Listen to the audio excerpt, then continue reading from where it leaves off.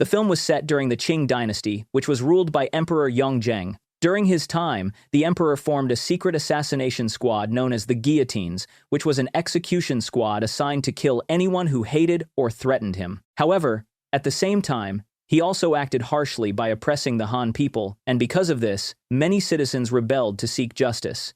Their actions were helped by a rebel leader who was often called Wolf, whose real name was Tianlang, and his followers, who were known as the Herders, grew quite numerous because he promised to free the citizens from the oppression carried out by the Qing government. One night, while Wolf was gathering with his followers, he discovered that one of them was a government spy, so without any hesitation, he immediately stabbed that person. At that exact moment, the guillotines suddenly appeared to attack him, and the others using their signature weapons, which were round and sharp. The members of the squad consisted of their leader, a man named Leng, alongside Musin, Hujia, Shisan, Chentai, Hutu, Su, and Buka. By using those special weapons, they eventually managed to capture Wolf.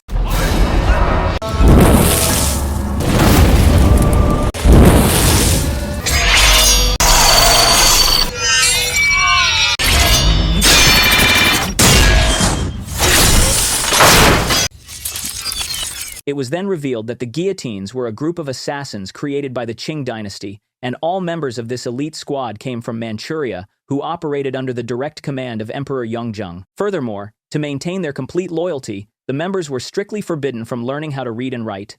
The following day, Wolf was put into the castle prison. While he was there, Leng then visited him to ask about the plans that he had arranged with his followers. However, Wolf ignored him entirely, and instead said that he already knew that Leng would kill him eventually. He was actually right, since he was the leader of a rebel group, he would be executed.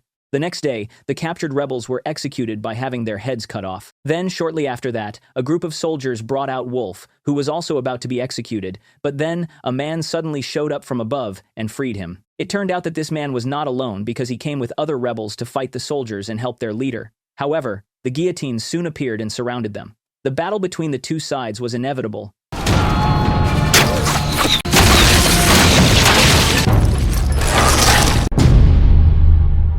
And during the chaos, Musin threw her signature weapon directly at Wolf. Fortunately, Wolf managed to parry it with his sword, and he quickly turned things around by capturing her instead. Even though she was trapped, Musin still ordered the squad to continue attacking Wolf without worrying about her safety. However, the rebels had already prepared explosives for their next attack, and just in a matter of seconds, those bombs exploded and completely destroyed the whole village. In that exact moment, the guillotines realized that Musin had vanished along with the rebel leader. When the guillotines returned to the temple, which was their headquarters, the head of the squad held a funeral ceremony for Musin because he assumed that she was already dead without even trying to search for her first. Not only that, but he also ordered the others to continue their mission to hunt down Wolf, and they used one of the rebels, named Bai Lan, as a hostage to lure Wolf out of his hideout. Moreover, the son of Emperor Yongzheng, Qianlong, planned to send his trusted agent named Haidu for the same mission. A flashback then showed the time when the guillotines were still children, where the former emperor chose Haidu and Leng to play with Qianlong. Then, after some time had passed, Emperor Yongzheng chose Leng to lead the secret squad, while Haidu stayed to serve Qianlong. This caused Haidu to feel that this was unfair because he believed that Leng wasn't strong enough to lead the squad. On the other hand, Musin was tied up inside a hut before a group of unknown people began to beat her up. Meanwhile, the guillotines threw Bai Lan into a well and told her that if they failed to find Musin, they would return to kill her. However, Haidu disagreed with their methods because it was not part of their assignment. However, Leng ignored him and walked away with the rest of the squad, leaving Haidu behind to keep watch over Bai Lan in the well. Leng and his team then traveled to the Wuguan region, where he spotted Wolf giving a speech to the local citizens. At first, his squad was ready to launch an attack, but they suddenly stopped after seeing several citizens preparing their own weapons. Their attention was then diverted when some local guards arrived, and Wolf used that opportunity to escape. After that, Leng questioned a nearby merchant, who informed him that a traveler had recently bought cows and a large amount of sulfur powder from him. Because of this information, Leng was certain that the traveler was indeed Wolf. Sometime later, Wolf untied Musin, but instead of being grateful, Musin attacked him, which forced Wolf to strike her back and pin her to the ground. On the other hand, Su was walking around the village when a man suddenly snatched his belongings. Of course, he immediately chased the thief all the way to his house and began to beat him up. But he immediately stopped when he realized that the man had many children to feed. Because of that, he chose to leave his money and even his medal with the poor family. Back with Leng and the other guillotines who were seen watching a puppet show. The performance showed two figures fighting, where one of them brutally cut off the opponent's legs. Then, after the show, Leng and his men found scattered flyers and pieces of red paper that had been shredded. They then tried to put the papers back together, but since none of them could read, Haidu decided to read the message for them. It turned out that the message contained specific instructions from Wolf, who ordered his followers to gather at a certain store. So, without wasting more time, Haidu and Leng immediately headed to that location. Upon arriving at the location, they saw some people whom Wolf had successfully freed from slavery. At that moment, Wolf exposed the cruelty of the dynasty, which continuously oppressed ordinary people and murdered innocent citizens. After that, he invited everyone to join his group to fight the tyranny. Then, out of the blue, Wolf suddenly walked toward Leng and placed his hand on his forehead, which triggered Leng's memories of his harsh past, and when Haidu attempted to strike Wolf, everyone immediately blocked him, which gave Wolf the time to escape. After the chaos had settled, a small child suddenly approached Leng and handed over Su's official medal.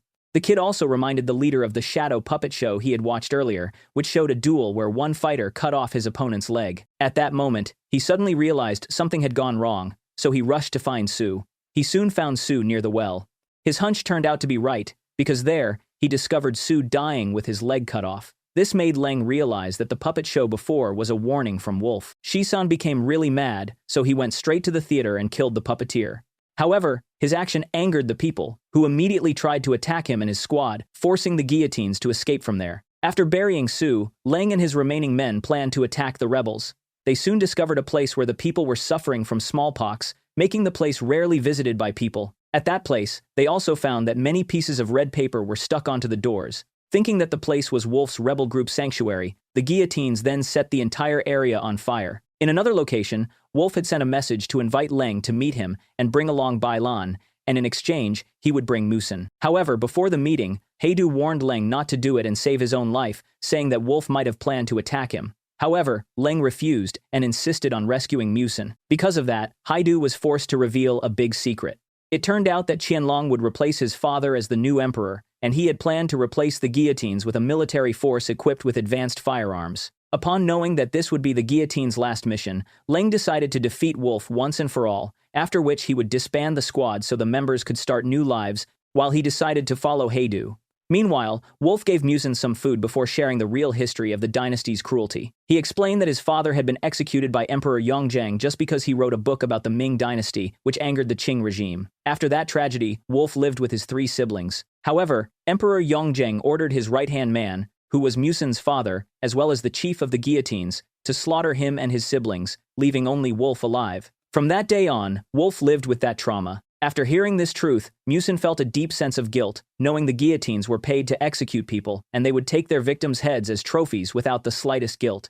The day of the exchange finally arrived. The guillotines and the rebels then met at the designated location. However, just as they were about to swap Bai Lan for Musin, a group of soldiers armed with rifles suddenly appeared and launched an attack on the rebels, shooting Bai Lan in the process. Leng was shocked by this ambush and confronted Haidu because his armed squad had attacked without warning. Haidu then explained that he had no choice because the assault was an order from the emperor. Seeing Bai Lan badly wounded, Musin and Wolf quickly carried her away while the remaining guillotines fought back against the armed soldiers.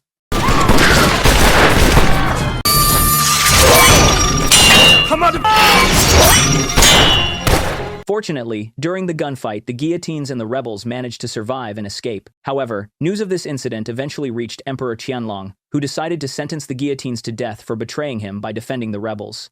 Meanwhile, Leng ordered the remaining members of his squad to run away as far as possible, knowing the emperor would execute them. He also told his men about the emperor's plan, which Haidu had told him, who wanted to replace their squad with an armed army.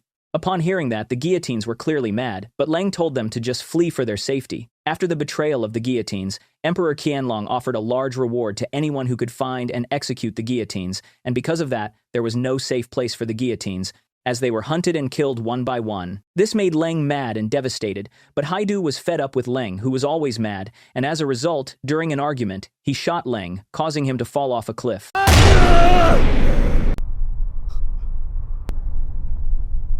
Fortunately, Leng was found by Wolf and was treated in a remote village to avoid the emperor. Upon recovering, Leng saw the friendly villagers living in peace, and he felt welcomed by them. He then asked why Wolf decided to save his life, especially since he had been trying to kill him in the past. Being faced with that question, Wolf revealed that he simply felt pity for him, saying that he had often helped others who no longer had a purpose in life. While staying at the remote village, Leng also encountered Musin, who had now become a permanent resident of the village. She told him that she never wanted to be part of the Guillotines ever again, because she finally understood the violence that the squad had done to innocent people. After thinking about his past, Leng finally confessed that he was part of the Han clan, who were used as slaves by the Empire. However, Emperor Yongzheng had specifically chosen him to become Emperor Qianlong's right-hand man, and his true background was covered up with a fake identity as the Manchurian. On the other hand, even though Leng had now sided with him, Wolf still predicted that his death would fall into the hands of Leng. A few days later, Emperor Qianlong ordered his Haidu and his armed soldiers to attack the remote village and wipe out the rebels.